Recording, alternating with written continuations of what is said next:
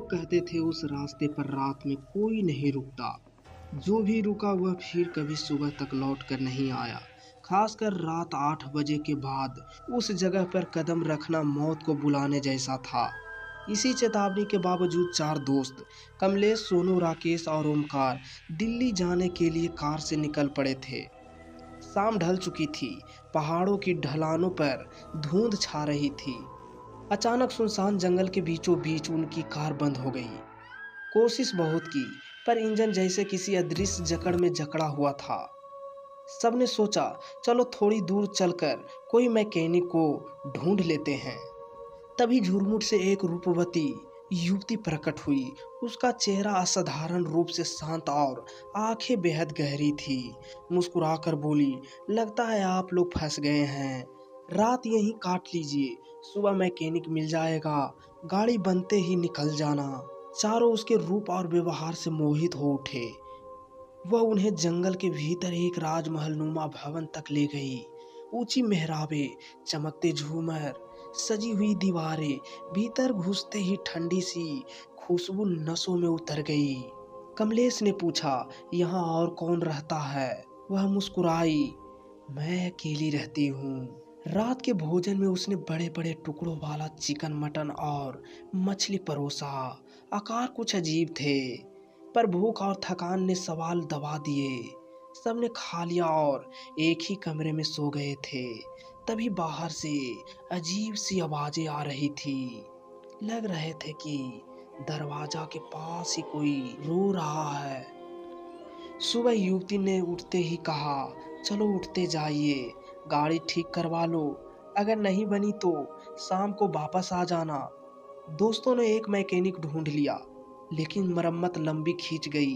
रात ढलते ढलते मैकेनिक बोला, आज नहीं बनेगी, कल तक ही हो पाएगा। तभी युवती फिर प्रकट हुई, रात हो गई है, आ जाइए, ठहर जाएं। चारों दोस्त और मैकेनिक उसके साथ चल दिए। जैसे ही महल के सामने आया, मैकेनिक ठिठक गया। उसकी आंखों में भय था। ये महल नहीं, खंडहर हवेली है, तुम लोग क्यों जा रहे हो अंदर? लेकिन दोस्तों की आंखों में अब भी रंगीन राजमहल था। वे हंसकर बोले, डरपोक मत बनो, सब ठीक है। रात का भोजन फिर वैसा ही अजीब टुकड़ों वाला। खाने के बाद सब सोने चले गए। मैकेनिक ने बोला, मैं खाना नहीं खाऊंगा, और वो भूखे ही सो गए थे। मध्य रात्रि में कमलेश की नींद टूटी। उसने देखा कि मैकेनिक वहां था ही नहीं, कहीं नहीं दिख रहा।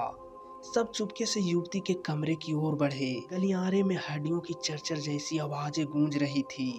खिड़की से झांकते ही उनकी नसों में खून जम गया। युवती अब विकराल रूप में थी। आग पर कड़ाह चढ़ा था, जिसमें मैकेनिक का आधा धड़ उबल रहा था, बाकी सड़ी टुकड़ों में कटकर थालियों में सजा था। उसकी मुस्कान में नुकीले दांत चमक रहे थे। कमलेश चीखने ही वाला था कि ओमकार ने मुंह दबा दिया, चुप, वरना सभी लोग मारे जाएंगे। अब सभी लोग समझ चुके थे कि ये कोई औरत नहीं, ये कोई ब्यूटीफुल गर्ल नहीं, ये एक चुड़ैल है। सब डर से कांपते हुए कमरे में लौट आए। अब सब जान चुके थे 2 रातों से जो मांस खा रहे थे वह भोजन नहीं बल्कि इंसानी टुकड़े थे। तय हुआ, सुबह भागना है। भोर का उजाला फैला। युवती फिर आई और बोली, नाश्ता कर लो फिर निकल जाना। चारों ने थाली देखी, उसी बड़े और भयानक टुकड़े, मानो उनमें कोई बेहोशी का जहर मिला हो। बिना कुछ बोले सब दौड़ पड़े। बरामदा, सीढ़ियां लांघते सीधे मुख्य द्वार। लेकिन अचानक महल बदल गया। झूमर जंग लगे लोहे में, दीवारें फफूंदी से सड़ी हुई और दरवाजा धड़ाम से अपरूपी बंद हो गया।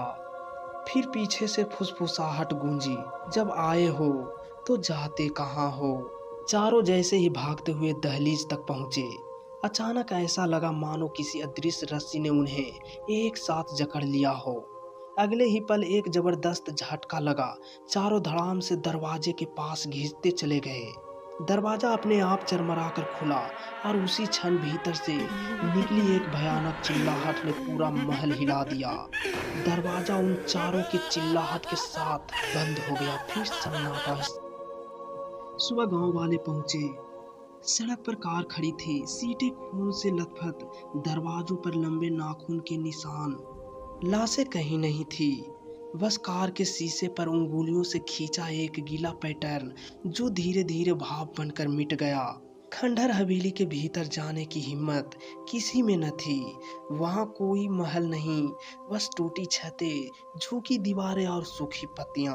कहते हैं आज भी जो उस रास्ते से रात 8 बजे के बाद गुजरता है, उसे कंधे पर ठंडी हथेली महसूस होती है और कान में धीमी सी आवाज, रात यहीं काट लो, सुबह होते ही चले जाना।